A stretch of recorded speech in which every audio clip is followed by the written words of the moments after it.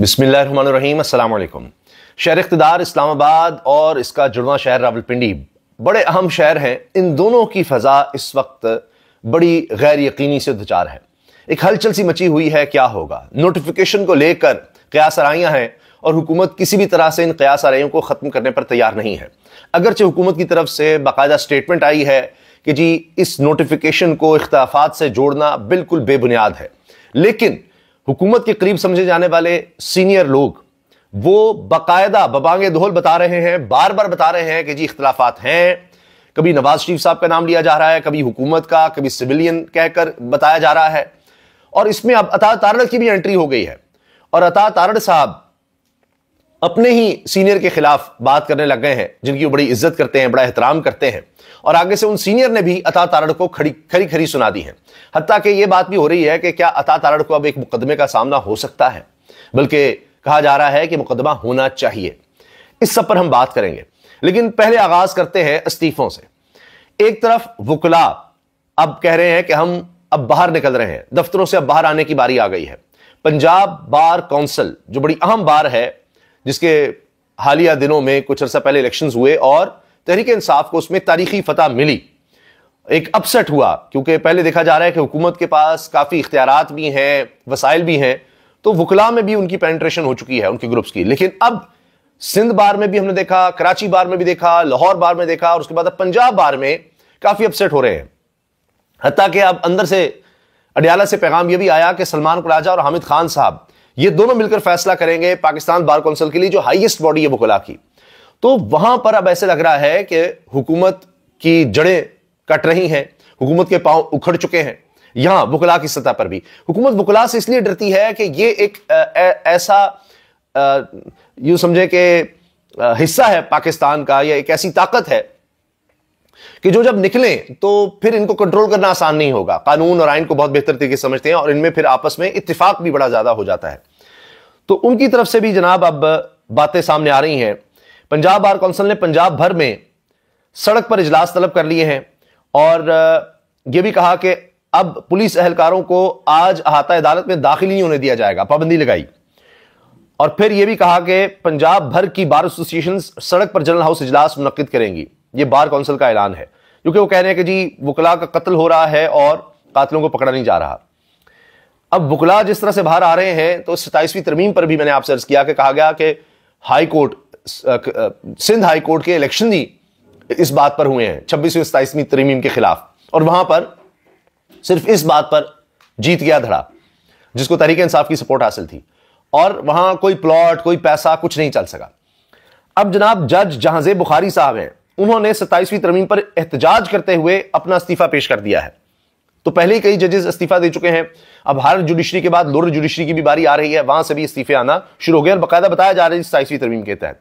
अच्छा, काबीना से भी इस्तीफा आ गया है और मेरा ख्याल है सबसे नौजवान मेंबर शायद यही होंगे काबीना के। पाकिस्तान के वजीर दौलत बराए क्रिप्टो और ब्लॉक चेन बिलाल बिन साकिब ने वज़ीर आज़म के खुसूसी मुआविन स्पेशल असिस्टेंट प्राइम मिनिस्टर के ओहदे से इस्तीफा दे दिया है। ये जी, ये भी बड़ा वो चल रहा है, क्योंकि इस पर बहुत ज़्यादा डिस्कशन हो रही थी कि जी बिलाल बिन साकिब को लगाया गया, नौजवान है और क्रिप्टो के लिए बड़ा काम करेंगे। ये काफ़ी आर्टिकल्स या मीडिया में या सोशल डिजिटल मीडिया के जरिए पैगाम देते रहते हैं कि जी ये फ्यूचर है, ये करना है, वो करना है, लेकिन अभी तक कुछ हो नहीं सका खातिर खा। और जो माहिर माशियात हैं वो कहते हैं कि ये सब ऐसे ही ढकोसला है, जो कुछ ये कह रहे हैं सुनने में या पढ़ने में बड़ा अच्छा लगेगा, लेकिन हकीकत में इसकी कोई ग्राउंड नहीं है, कोई बुनियाद नहीं है। ये भी एक उसी तरह से धोखा कह लें अवामी सतह पर साबित होगा, जिस तरह पहले सुन चुके हैं कि तकदीर बदलने लगी है, बस ये साल, बस ये, जिस तरह मियां नवाज शरीफ के दौर में वो लोहे के इतने ज्यादा ज़खायर निकल आए थे, शायद चिन्नौट के इलाके से अगर मैं गलत नहीं हूं, तो वहां से जनाब पता नहीं क्या क्या निकल आया है। और ये बस उसी किस्म का जी अब ये क्रिप्टो से हो जाएगा।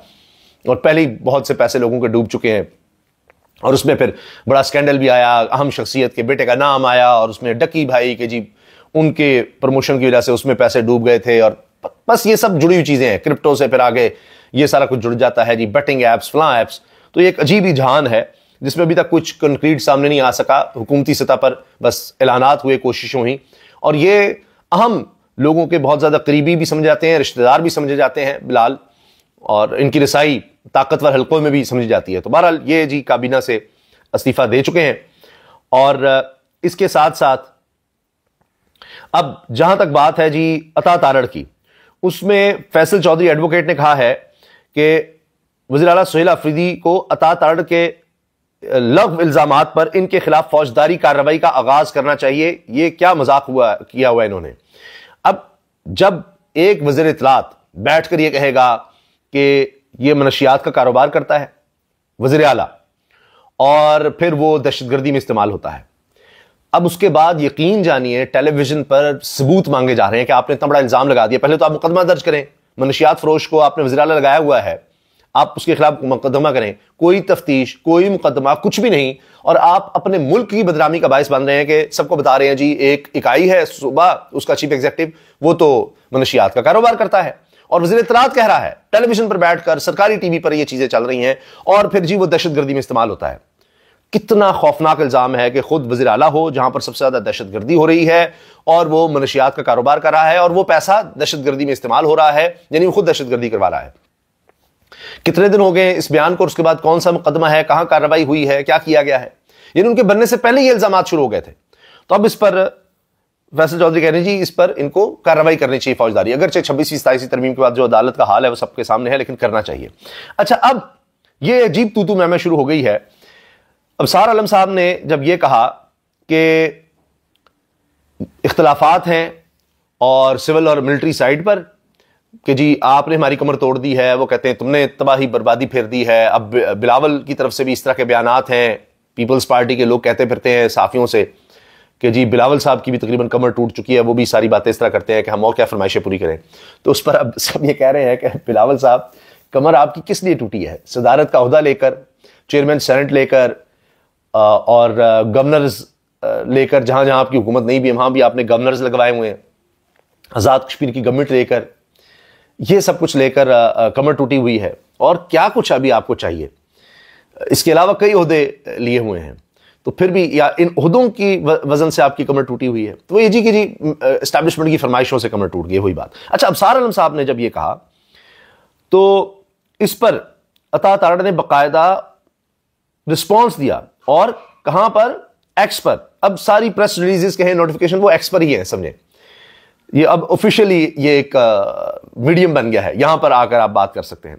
अबसार आलम साहब बिल्कुल बेबुनियाद और मन घड़त खबर दे रहे हैं। वज़ीर आज़म से किसी भी चीज को मंसूब करने से पहले इसकी तस्दीक करने की जहमत कर लेते। इतने सीनियर सहाफी को इस तरह की अफवाहें फैलाना जेब नहीं देता, अफसोस है। ये अता तारड़ ने कहा कि जी ये वज़ीर आज़म के इख्तियारात के बारे में जो बात की गई है ये गलत है।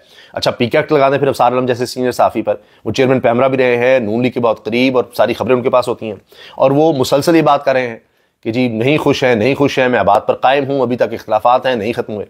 इस पर अता तारड़ को अबसार आलम साहब ने जवाब दिया, काश आपने वीलॉग सुना होता तो पता चलता कि वज़ीर आज़म का नहीं, वज़ीर आज़म के इख्तियारात का जिक्र है। मेरी साख पर उंगली उठाकर इस तरह ट्वीट करना आपको भी जेब नहीं देता। आपको भी ये ट्वीट करने से पहले मुझसे बात कर लेनी चाहिए थी। नहीं जी, अबसार आलम साहब ये कह रहे हैं। अबसार आलम साहब कहते हैं जी कि मामला ये है कि सोचा ये जा रहा है कि प्राइम मिनिस्टर के पास इख्तियार रहना चाहिए, चीफ ऑफ डिफेंस फोर्सेस किसको तैनात करना है, आर्मी चीफ का किस तरह से है। तो ये दोनों ओहदे के पास नहीं होने चाहिए। आर्मी चीफ जो होगा वही चीफ ऑफ डिफेंस फोर्सेस होगा। जिस तरह पहले chairman joint chief of staff committee होता था, वसार शमशाद साहब अभी रिटायर हुए हैं, तो अब वो तो ओहदा खत्म हो गया, उसकी जगह कह सकते हैं कि चीफ ऑफ डिफेंस फोर्सेस आ गया। तो पहले ये दोनों ओहदे अलग अलग बंदे के पास होते थे। आर्मी चीफ और है, chairman joint chief of staff committee और है, जो एक कहा जाए कि एक कानूनी आईनी तौर पर वो तमाम फोर्सेस को देख रहा होता है। तो अब चीफ ऑफ डिफेंस फोर्सेस अगर आर्मी चीफ है तो वो उनके इक्वलेंट होगा, उससे ऊपर होगा, ये मसला है। फिर ये कह रही है हुकूमत, अबसार आलम साहब का कहना है कि चीफ ऑफ डिफेंस फोर्सेस और हो, आर्मी चीफ और हो। अब अगर army chief of defence forces एक ही बंदा है तो फिर उसकी ताकत का अंदाजा लगाएं, फिर वो फील्ड मार्शल भी हो। लेकिन अगर आर्मी चीफ और चीफ ऑफ डिफेंस फोर्सेस अलग अलग बंदा है तो चीफ ऑफ डिफेंस फोर्सेस का वही होगा जिस तरह वो chairman joint chief of staff committee है, वो पावर तो उसके पास उस तरह होती नहीं, असल चीज तो आर्मी चीफ ही होता है। तो अब ये अबसार आलम साहब कह रहे हैं कि जी अंदर ये सोचा जा रहा है। लेकिन इस पर सवाल ये है कि जब आइन में तरमीम की उस वक्त नहीं सोची ये बात कि अलग-अलग होने चाहिए, उस वक्त तो कर डाली कि जो आर्मी चीफ होगा वही चीफ ऑफ डिफेंस फोर्सेस होगा। अब नहीं जी, वो इख्तियार होना चाहिए, वज़ीर आज़म के पास फलां होना चाहिए। तो ये हुकूमत ने पहले क्यों नहीं सोचा? इस तरह से तरमीम हो रही है, बस सुबह उठे ख्याल आया तो बस तरमीम ठोक दो, है ये हो रहा है इस मुल्क के साथ। क्या इस्तेहकाम आना है जब उसका सबसे अहम कानून है उसके साथ ऐसे खेला जा रहा है जैसे पता नहीं क्या बच्चे कोई मजमून लिखते हैं कि अच्छा ये नहीं पसंद आया काट दो, दोबारा लिख लो, अच्छा यहां गलती हो गई, कुछ छोटे बच्चों का यहां खेल बनाया हुआ है। प्राइमरी स्कूल में भी इस तरह से शायद बच्चे नहीं लिखते होंगे। हुकूमत ने चीफ ऑफ डिफेंस फोर्सेस के नोटिफिकेशन में इख्तिलाफात की वजह से ताखीर की अफवाहें मुस्तरद कर दी हैं। अरे वाह, ये अंसार अब्बासी साहब की तरफ से ये खबर है जी कि बेबुनियाद हैं खबरें, गुमराह कुन है, हुकूमत ये कह रही है। और ये साबिक principal secretary to prime minister और काबीना में करीबी मुशीर डॉक्टर तौकीर शाह ने द न्यूज से बातचीत करते हुए कहा कि सोशल मीडिया और कुछ सियासी हलकों में जेर गर्दिश इन अफवाहों में कोई सदाकत नहीं कि हुकूमत और फील्ड मार्शल आसिम मुनीर के दरमियान कशीदगी पाई जाती है। अच्छा, तो ये तो अब अबसार आलम साहब को समझाएं, दीगर लोगों को समझाएं। आसमा शिराजी साहब अभी कह रही हैं कि नवाज शरीफ साहब जो हैं वो समझते हैं कि जी खान की रिहाई होनी चाहिए, फलां होना चाहिए, ये सब बातें चल रही हैं। और फिर ये कि अब इन चीज़ों को हाईलाइट ना करें, फलां ना करें, तो आप नोटिफिकेशन कर दें। वसद साहब ने सही बात की है कि जी notification delayed is notification denied, कि हो ही नहीं रहा फिर डिले अगर है तो। बहरहाल ज़्यादातर लोगों को ख्याल है कि आ ही जाएगा कभी ना कभी, लेकिन जितना डिले हो रहा है उतने मसले बन रहे हैं।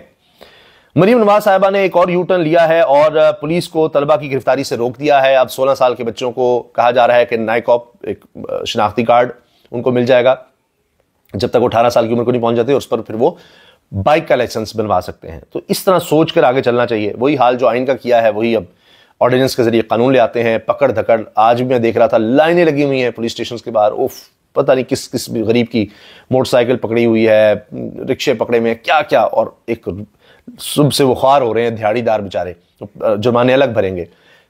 अवेयरनेस के साथ साथ करते और तरीके से करते, बहस करके असेंबली के अंदर कि क्या होना चाहिए, किस तरह सोच समझ कर करते, तो ये मामला ना होते। फिर इससे और अदम इस्तेकाम आता है, लोगों को समझ नहीं आती क्या करना है।